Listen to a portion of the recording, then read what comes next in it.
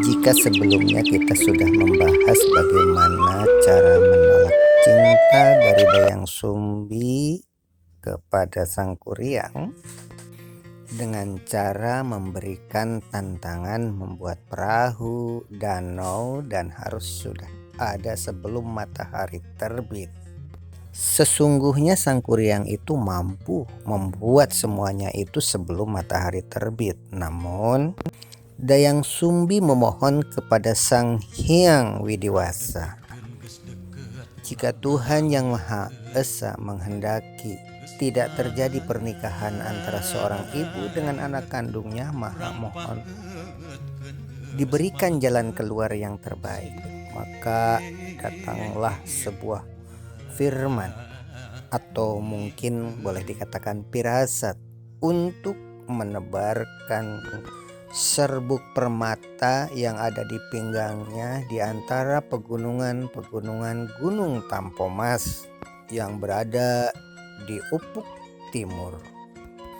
Dengan kekuatan Sang Hyang Widiwasa dalam kisah itu, maka berpencarlah, memancar sinar warna-warni di ufuk timur. Karena sinar yang terang itulah maka burung dan ayam-ayam pun berbunyi. Burung berkicau, ayam berkokok. Sang Kuryang pun murka hingga perahu yang sudah dibuat itu ditendang hingga tertelungkup. Akhirnya membentuk sebuah gunung. Itulah perahu. Sang Kuryang tidak menyalahkan Dayang Sumbi yang dia cintai, tetapi menyalahkan dirinya sendiri. Mengapa tidak bisa memenuhi janjinya sebelum matahari terbit? Amarahnya melampaui batas-batas manusia biasa. Karena kesaktiannya dia tendang perahu. Bumi pun bergetar, petir pun menyambar. Hujan turun dengan lebatnya. Dayang Sumbi pun menghilang di kegelapan malam. Walaupun pada akhirnya Sang Kuryang sadar bahwa ini adalah tipu muslihat. Ada kesaktian di luar kesaktian yang lebih dahsyat dari kesaktian yang dia miliki. Di atas langit ada langit. Ada beberapa hikmah yang bisa kita ambil di sini. Bagaimana bijaksananya Dayang Sumbi menolak cinta seorang pria yang tidak patut untuk dijadikan kekasih, dan keangkuhan itu bisa diluluhkan, bisa disadarkan dengan melihat sebuah kenyataan ada kekuatan yang maha kuat, yang maha dahsyat, melampaui ilmu yang dia miliki. Jika kita telusuri bahwa kemarahan Dayang Sumbi ketika memarahi Sang Kuryang saat kecil karena membunuh si Tumang yang boleh dikatakan itu adalah ayahnya sendiri.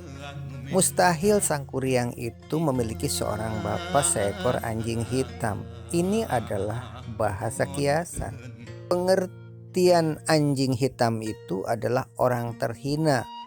Itu adalah bahasa simbolik. Karena Dayang Sumbi itu adalah keturunan kerajaan Pajajaran. Ketika ingin menikah dengan seorang pria yang terhina, maka dilambangkan sebagai seekor anjing hitam. Ketika berburu, ternyata anjing hitam itu terbunuh dan hatinya diambil, dibawa ke rumah untuk dimasak oleh sang ibu. Dayang Sumbi bertanya, "Ini hati binatang apa kok rasanya lezat sekali?"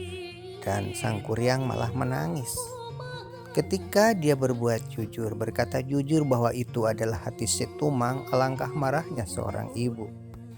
Kemarahan seorang ibu itu wajar, karena suaminya telah dibunuh atau terbunuh oleh anaknya. Dan spontan Dayang Sumbi mengayunkan alat centong nasi ke kepala Sang Kuryang dan terluka. Sang Kuryang lari jauh dari rumahnya dan bertapa di dalam gua pegunungan Tangkuban Perahu hingga menjelma menjadi manusia sakti. Singkat cerita, Pertemuan sang kuryang yang sudah dewasa dan sakti bertemu dengan Dayang Sumbi. Ramuan zaman dahulu kala yang harus dipertahankan hingga saat ini diantaranya adalah obat-obatan dan ramuan kesehatan termasuk untuk COVID-19 tentunya. Kurkumin diantaranya ada pada jahe, pada kunyit, dan itu harus kita pertahankan karena itu adalah ramuan tradisional termasuk kopi untuk meningkatkan imunitas. Jahe, kunyit, beras kencur, kopi, sarih, dan lain sebagainya yang mengandung kurkumin. Seharusnya penggunaan vaksin bisa diringankan jika kita sudah menguasai ilmu-ilmu rempah-rempah tradisional tadi. Ini baru sebagian kecil saja hikmah yang bisa diambil dari kisah sang kuryang dengan Dayang Sumbi. Cara menolak cinta dengan cara bijaksana dan mengakui kekuasaan Allah Subhanahu wa Ta'ala.